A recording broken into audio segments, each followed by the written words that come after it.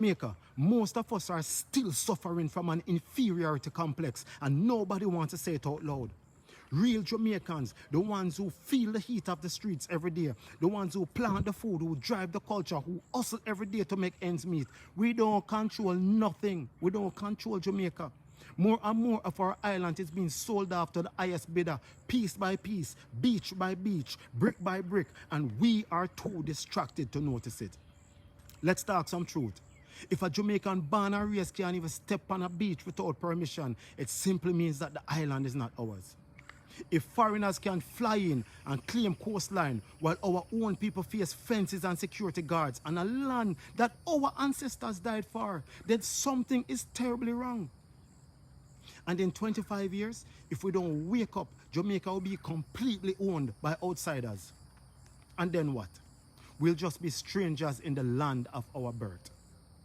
Just another tourist attraction with no power, no equity, no say. Meanwhile, both sides of the aisle, green and orange, are getting rich and richer. And poor people getting promises and getting poorer. Think about it. Because they understand if you want to keep getting richer and richer, you have to keep poor people poor. Let me say that again.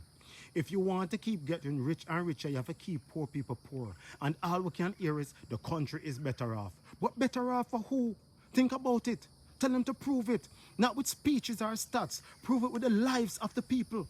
Have you ever asked yourself how a politician goes into politics poor and come back out rich? And ask yourself these questions. Listen carefully. Why can't parents in the ghetto afford a simple medical exam so their child can return to school? Why isn't that free? Why when it rains, some student in some rural area have a miss class, them have a miss school because the roads are flooded? Why take China to come to Jamaica and fix our road and then hold the country hostage for years? And we can't even get our own road fixed in Cockburn Pen by our own local government. Talking about Cockburn Pen. Why this little boy in Cockburn Pen named Akeef Nugent saw the need to open up his own school in the ghetto to serve his own kids? How did we get to the point of being afraid to make a sex offender registry public? What kind of madness is that?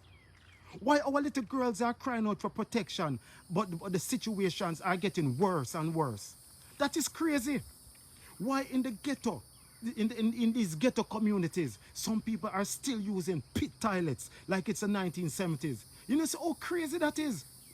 Why do teachers stay? Not because of peer, but because of the love of the children. Why under certain circumstances does a grieving family wait for 6 months to get an autopsy report with no faster option, no closure?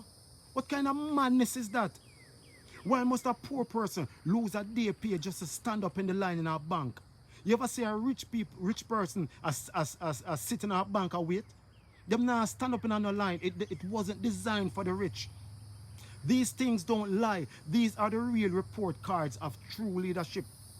Every election season, we're going to hear the same thing, the same like a sweet talk, the same like a pretty speeches, but no real answers.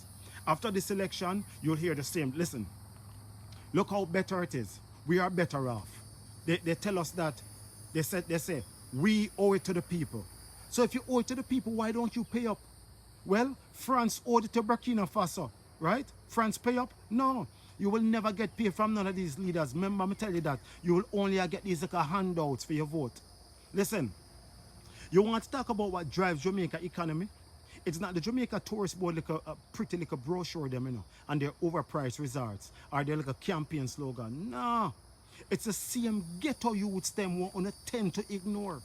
The ones who are packing their arenas and the stadium from Miami to London, from New York to Kenya. The Vibes Cartel, the Beanie Man, the Bounty, the Shensia, the Shaggy, the Spragga Benz, the Skillabang, the Buju, the Coffee, the Kabaka Pyramid, the Marleys, the Valiant, the Kraft, the Spice, the Romaine Virgo, the Berries, the Sham, the Alkaline, the Movada, the Popcorn, the Julie Mango, the White Yardie, the Oliver, the Dale Elliott, the TikTokers, the poets and the storytellers. And I can keep going on and on and on. It's our culture, it's our food, it's our struggle, it's our survival. The world doesn't come to Jamaica because of what politicians say. They come because of who we are. So why are we the last ones to benefit from it?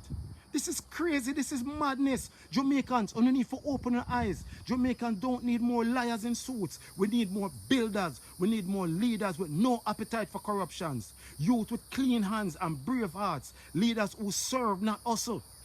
Leaders who build up the country, not their houses or SSL portfolios. No. Jamaica, we need to open our eyes.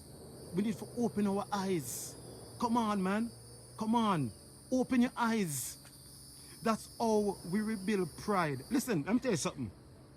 Jamaicans need for everybody, every family in Jamaica should own at least a quarter-acre land. That's how we build back pride.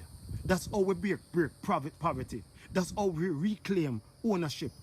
So Jamaicans, when you go home and when you sit down and look in the mirror and ask yourself this one question.